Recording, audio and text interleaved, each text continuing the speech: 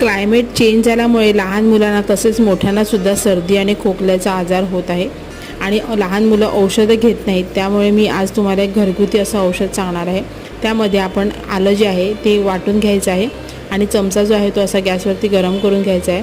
त्या गरम केलेल्या चमच्यावरती आल्याचा असा रस काढून घ्यायचा आहे आणि ह्या आल्याच्या रसमध्ये अगदी चिमूटभर अशी काळी मिरीची पावडर टाकायची आहे आणि अर्धा चमची मध टाकून घ्यायचे आणि आता हे सर्व छान असं एकजीव करून घ्यायचं आहे आणि हे एकजीव केलेले मिश्रण मुलांना प्यायला द्यायचं आहे। 5 वर्षावरील मुलांसाठी तुम्ही हा उपाय करू शकता आणि त्यानंतर पिल्यानंतर काय होतं की छातीमध्ये जो कफ जमा झालेला असतो तो अगदी इझिली निघतो आणि मुलांना आराम पडतो, त्यामुळे मुलं छानपणे झोपू शकतात। सो नक्की तुम्ही हे करून बघा।